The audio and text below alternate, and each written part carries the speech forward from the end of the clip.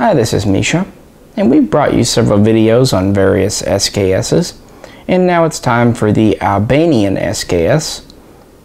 Now, the proper name for this would be the Type 56-1 or the Model 56-1, but several names have been used for it over the years because it's pretty ill-defined. And unfortunately, I'm not going to be able to bring you a ton of new, fresh info because it seems like everyone who does a video on these or does a report on these pretty much uses the one source of info because there's just not much out there. This is one of the most distinctive SKS variants, though, with the most unique features. Most of your SKSs are very common pattern, even though there might be different markings and things. There were basically 5 major manufacturers. You have Russia, of course, that manufactured from 1949 through the late 50s. Some people debate 56, 57, 58. China would manufacture the most. They would start making them in 1956, hence the name Type 56.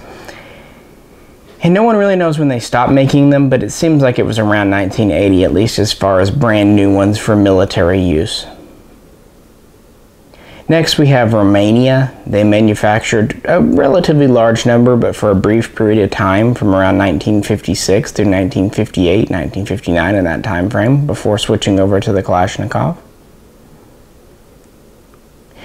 And then, of course, we have Yugoslavia, which was one of the last nations to put the SKS into production.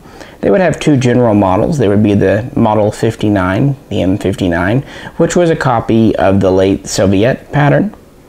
And then they would do the M59-66, which is the one more people are familiar with, that has the big grenade launcher attachment and the rubber recoil pad. There would also be the 59-66A1 that has flip-up night sights, not dissimilar to Yugoslavian SKS. And that leaves Albania as really the last of the major manufacturers. And we'll talk about this history. It was really the last nation to put the SKS into production, not beginning until the mid-60s. And we'll get into some of its features. Now, there are some smaller production nations. For example, East Germany made a tiny number of SKSs for a brief time. North Korea also made the SKS, although they're very rare in the USA and we don't really know how many were made. And then you get into Vietnam and Poland. Now, Poland never actually manufactured the SKS, so they kind of planned to, but then backed out at the last minute. They did issue a few SKSs and even make stocks and some other small parts for them, but never whole SKSs. And in Vietnam, there's debate. Some people say they made their own.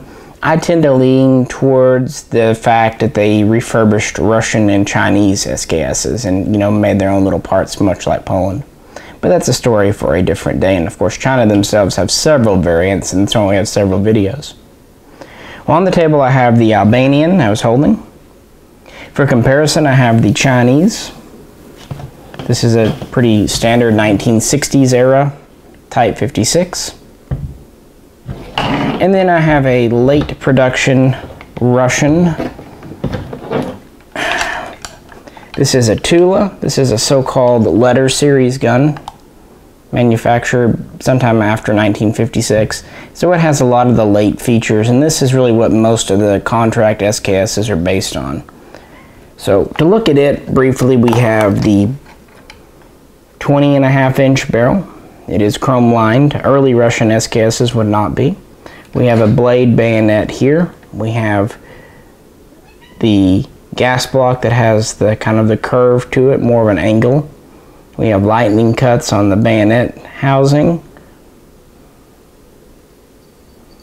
We have the standard length gas system, blued finish, standard length stock, typical box 10-round magazine, polished bolt carrier with the standard bolt knob. We have the late style lightning cut for the rear sight. We have the late style trigger guard with the little indentation here. This does have the spring for the safety, which early Russians did not, and it has a free floated firing pin. Now we have a video on the SKS comparing early and late for Russia, so I just brought this out. This is actually a store gun that came in, but it was to hand, so I thought I would show this just to show now a Chinese. Now the early Chinese were built from Russian parts. They looked pretty much identical. As time would go on though, China would start to do their own thing. The biggest difference you can see is the spike bayonet, pretty unique to China. We're just a bit under a foot long here, pig sticker style. Still have the same length gas system. We have the same kind of cutback gas block here. They would sometimes do away with the lightning cuts as a time-saving measure. They would also get rid of some of the lightning cuts on the bolt carrier group. Still have a blued finish, typical box mag. Later Chinese would go to a stamped two-piece trigger guard style. And in the beginning, Chinese guns would have the sling swivel on the bottom, then they would move it to the side, and then in the early 60s they would move it back to the bottom, or mid-60s I should say.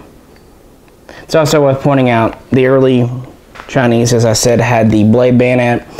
They would go to the spiker bayonet in the early mid-60s. I believe it was around 64, 65 they would go to the spiker. And it really would stay with them for the most part, except for some export guns. Alright, let's stop there. Alrighty, so cleared the table off a bit so we can talk about this Albanian. The political climate in Albania was really the definition of a dictatorship and a poor nation. After World War II, its dictator was very close to Joseph Stalin, but then when Stalin passed away in '53, he felt that Russia was becoming too liberal. Yeah, Khrushchev was too liberal for him. So he really turned his nation towards China. Mao Zedong was still in power, and he was a dyed-in-the-wool, hardcore, old-school communist, really a Marxist. Translation, they wanted power. They wanted complete power, and that was their excuse. So this is why the Albanian SKS is patterned after the Chinese. Later, they would also take quite a few cues regarding their Kalashnikov, which was in production in the 70s from the Chinese. Now, the Chinese is the Type 56. The Albanian is the Type 56-1. This does not mean it was in production in 1956, however. Actually, these didn't enter into production until at least 1966. And some people call them July 10th rifles, claiming that this was Albania's Independence Day. This is absolutely not true. This is easy to verify. Their Independence Day is November 28th, when in 1912 they separated from the Ottoman Empire. So I and no one else can find any real reason for the July 10th explanation, except it was probably just fake or just misinterpretation. So the best name seems to be Type 56-1 or Model 56-1. Production will be set up at the Umgransh Arsenal in the mid-60s. And the reason I say it had to be them because they copied the spike bayonet more or less from the Chinese, and they themselves didn't adopt it until a little before that. So this had to not really be set up until the mid-60s. The first year we know for sure these went into production was 1967, although there is speculation that there are some that were made in 66 or even some pre-production in 65. That gives you an idea. They were only made at the Umgransh Arsenal, and production numbers were relatively low. We know in 67 they manufactured fewer than 1,000. And then in 68, they would just manufacture 500-600. But by 69, which is what this one is here, they would manufacture over 2,800. Then they would make around 2,900 the following year. and then about 2600 in 71. So for the first 5 years, the first two were pretty small, and then the next one they would make between 2,500 and 3,000 a year. Then in 72, they would actually stop manufacturing as best we know. And they wouldn't resume until 76. So from 72 to 75, it doesn't appear like any SKSs were manufactured in Umgransh. Now, lots of people have theorized why. Some say it's because they were setting up AK production. I'm going to set this down, guys. Others say maybe they were purchasing SKSs from a third-party source at the time, such as China. It is true that quite a few Chinese Type 56 SKSs were imported out of Albania a few years ago by Century, so we know for a fact that they had several thousand Chinese guns in their possession. We assume these came in before the 56-1 went into production, but it's also possible that China offered them a good deal in the mid-70s, so they just bought them instead of making their own. Really don't know. In 76, they would resume production, but in a very tiny number that year. I think it was under 200 were made, so they were just getting things up and running. 77 would continue to be a pretty small year. But then in 78, they would have really their biggest year. They would make just a little under 500,000. So the bulk of production for these was in 1978. Then in 79, we have the last confirmed year of production. They would make a little under 1,000. Now, I'm hedging there because there were also so-called no-date Albanian SKSs, and we know there's about 500 or so that were made without a date. Now, the date is typically the last 2 digits of the serial, and there's several theories as to when these no-dates were made. They could have been pre-1967, of course, pre-production, or just the early productions before they decided to start dating them. They could have been made in the interim period, maybe 74, 75 from existing parts, or they could have been made in 1980 as kind of a final batch again from existing leftover parts, since it was a pretty small production number. We don't know exactly how many were made, but estimates range from about 17,000 to 18,000, with 20,000 on the high end and 15,000 on the very low end. So not a tiny number, but not a huge number as well. And that was pretty much the production history. These would remain in military service, first by themselves and then alongside the Albanian Kalashnikov. And as is widely published, many were destroyed in the 90s at NATO urging. At that time, the region of Europe that Albania is located in was experiencing a lot of turmoil, a lot of civil war. Of course, you had the whole Yugoslavia and the Bosnian thing. It was post-Cold War, post-fall of communism, so it's said that NATO encouraged Albania to destroy well over 100,000 small arms, including 10 or 11,000 SKSs.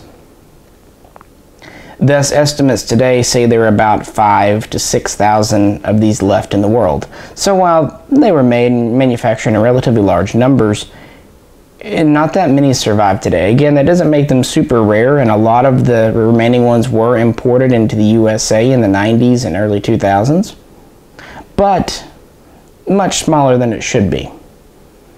It is worth pointing out that these were still seen in the hands of police and paramilitary and kind of reserve units into the 21st century. I'm sure very few are in use today in 2018, but as of 15, 20 years ago, they were still being tossed around in that region because they are, generally speaking, pretty good SKSs. They're definitely not death traps. Now, that said, we know that the quality really varies on these. It seems like the earlier guns, the first production run, let's say from 67 to 71, especially the ones made up to about 70, were of good quality. They had chrome lined bores, nice blued finish, quality wood stocks made of beech. But the second production run from 76 to 79, the quality was way all over the place. And that makes sense because at that point this was very much a secondary weapon for militias and police because of the Kalashnikov. So it seemed like if it shot, it would leave the arsenal, and so yeah, sometimes, especially the stock finish, can be very crude. So that's the history of these guys. Let's look at a few features. Comparing to the Chinese here. Starting on the muzzle, we both have spike bayonets, but the Albanian is a little different. It is 11 inches long, cruciform style, whereas the Chinese is, like I said at the beginning, a little under 12 inches, so we're almost a full inch longer for the Chinese. This is important for collectors especially, because it means if you have an Albanian missing a bayonet, you can't just pull a Chinese because it won't fit into the stock. The front ends are pretty much the same. The gas blocks have the same kind of geometry to them as do the front sights.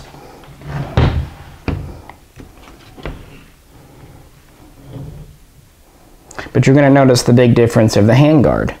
The lower forearm, the low stock here, goes all the way out to the gas block, as does the handguard.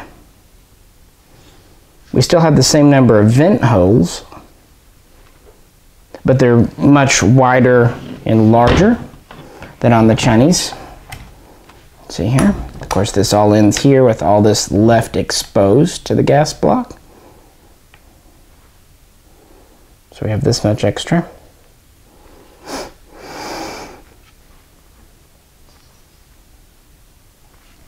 I've also noticed the barrels on the Albanians can be just a little bit heavier because of this extra handguard. Not a whole lot, but just a little bit. Also, the fuller grooves, the finger grooves, are quite a bit larger on the Albanian, as you see. Very similar, just larger. So this whole area has been enlarged, and that makes sense because that gives you better protection from the gas system. It protects the gas system itself better. The barrel's protected by the wood. It makes sense. Really only adding some weight, but since this was really the last SKS to go into production, it's not surprising they kind of did their own thing. It's also worth noting this is simplified. Flip it around. The handguard retainer is now part of the gas block as a unit, as opposed to being a separate piece. Made machining a little faster and easier, one less part to have to deal with.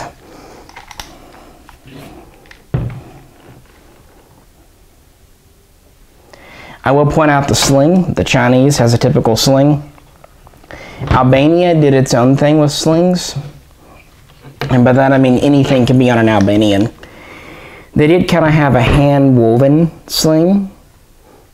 And they had one that looked very much like a Chinese.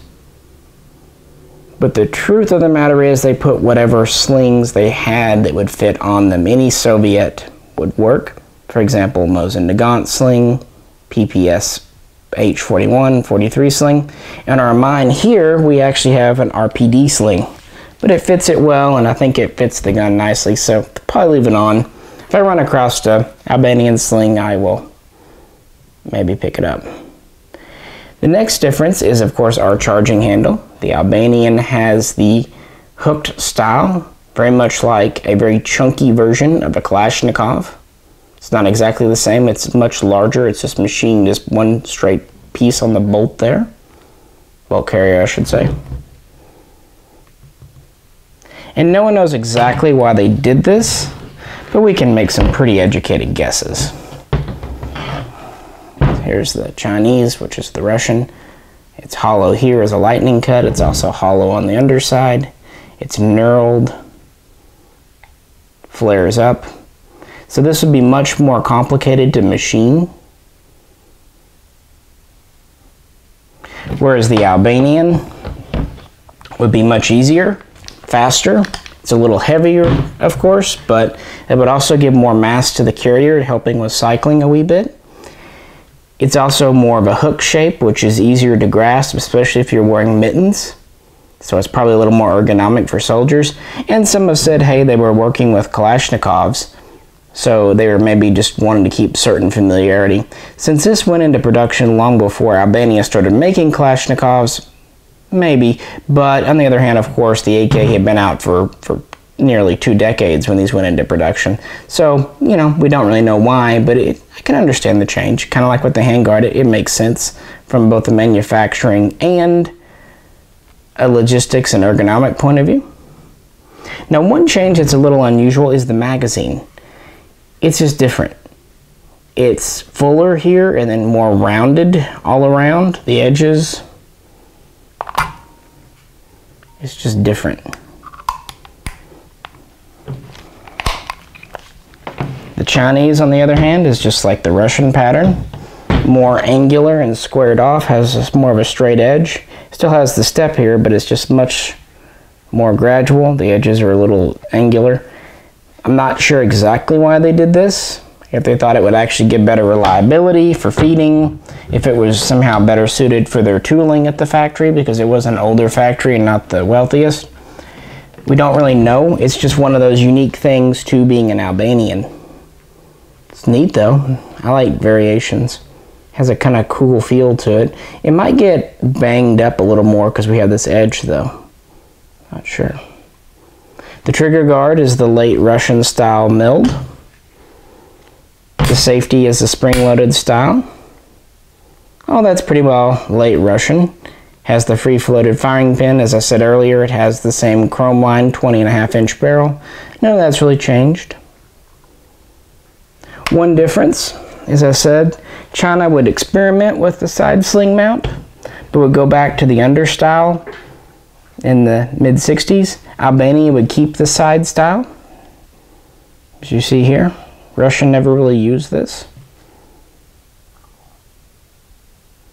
Stock is pretty well standard, very similar to Chinese, with the biggest difference on it being in the back.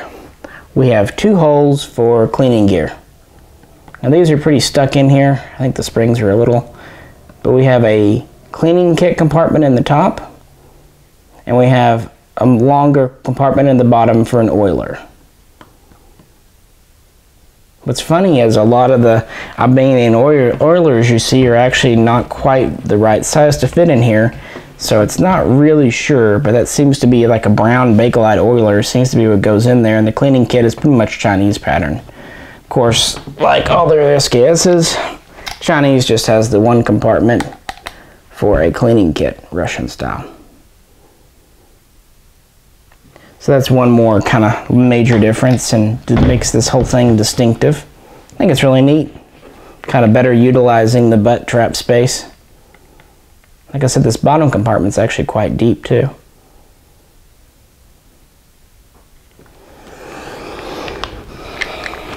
Otherwise, we have a typical SKS. Stripper clip fed, fixed magazine, last round holdback. Short stroke gas piston. It disassembles the same, even though the gas tube's a little different. Lever back here. Really nothing much to look at in there. This one's very smooth. Like I said, some of the other ones, especially later ones, can be a little rougher. Trigger is pretty nice, honestly.